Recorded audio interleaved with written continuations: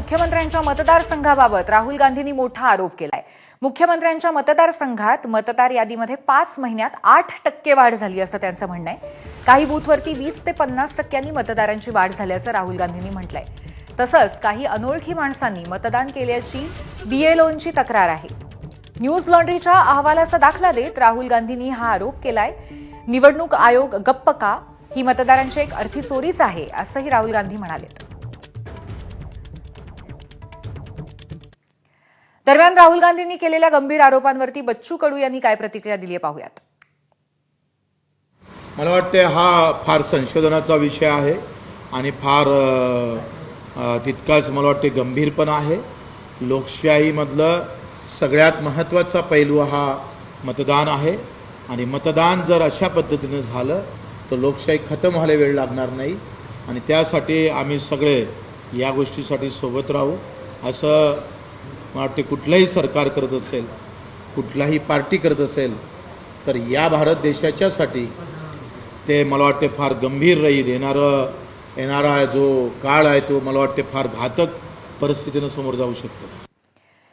तर राहुल गांधींनी पुन्हा एकदा एक मोठा गंभीर आरोप केलेला आहे। निवडणुकीच्या संदर्भातला विधानसभा निवडणुकांच्या दरम्यान झालेल्या विविध गैरव्यवहारांचे आणि प्रकारांचे दावे राहुल गांधींनी यापूर्वी सुद्धा केलेले आहेत, पण यावेळेला मुख्यमंत्र्यांच्या नागपूर दक्षिण पश्चिम मतदारसंघांबद्दलच त्यांनी थेट आरोप केलाय आणि त्यांचं असं म्हणणं आहे की निवडणुकी आधीच्या 5 महिन्यामध्ये 8% मतदार या भागामध्ये वाढले। तसंच काही बूथवरती 20 ते 50% थेट मतदारांची संख्या अचानक वाढल्याचा राहुल गांधींचा मोठा आरोप आहे आणि मुख्यमंत्र्यांच्या स्वतःच्याच मतदारसंघाच्या बाबतीमध्ये असे आरोप असल्यामुळे भुवया उंचावल्या जात आहेत। काही अनोळखी माणसांनी मतदान केलेलं आहे, बीएलओंची तक्रार या संदर्भात असल्याचं त्यांनी म्हटलंय। तसंच न्यूज लॉन्ड्री या न्यूज पोर्टलचा दाखला देत राहुल गांधींनी आरोप केलेत।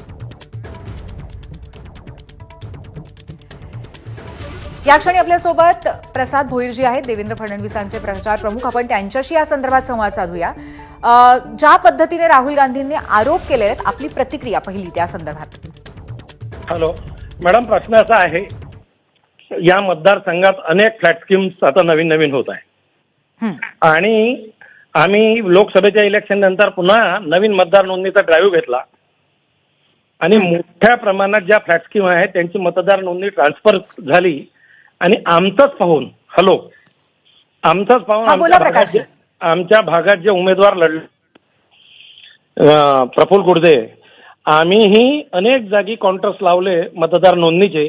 लोक आपल्या मर्जीने आमच्या मतदार त्या सेंटरवर आले आणि त्यांचे फॉर्म वगैरे सर्वांनी भरून दिले आणि त्या माध्यमातून नोंदणी झाली आणि ते आमचं पाहून आमचा काँग्रेसचा जो आमचा विरोधी उमेदवार होता त्यांनी तशीच मतदार नोंदणी पूर्ण याच्यात केली, त्यांच्याही माध्यमातून झाले।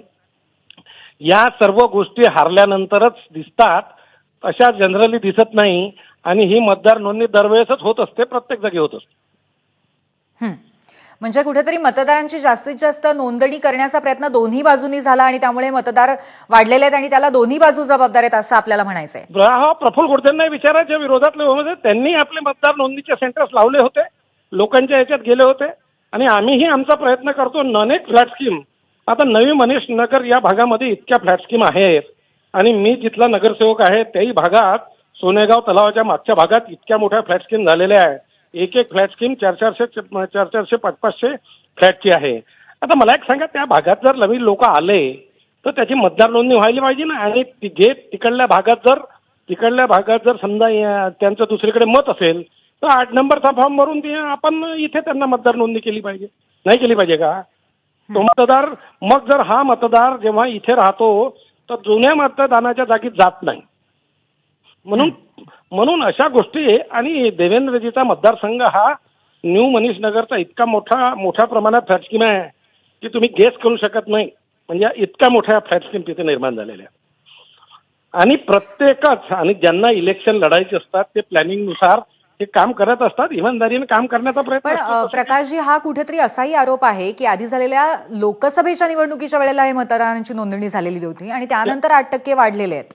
तुम्हाला सांगतो, मतदार नोंदणी याच्याही पहिले झालेली आहे आणि नंतरही झाली आहे। लोकसभेच्या आधी या पद्धतीचे प्रयत्न करण्यात येतो, तो लोकसभेच्या माध्यमातून करण्यात येतो। आमच्या कलेक्टर साहेबांनीही हे आयोजन दिलं होतं की बा आम्ही या वेळेस जास्तीत जास्त मतदार नोंदणी करू, त्यांना अवॉर्डही मिळाला होता नागपूर जिल्ह्यात.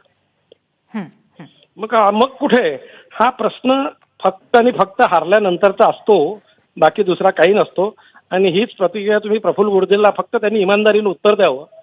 त्यांनी स्वतः हे केले ना, सेंटर्स लावले ना.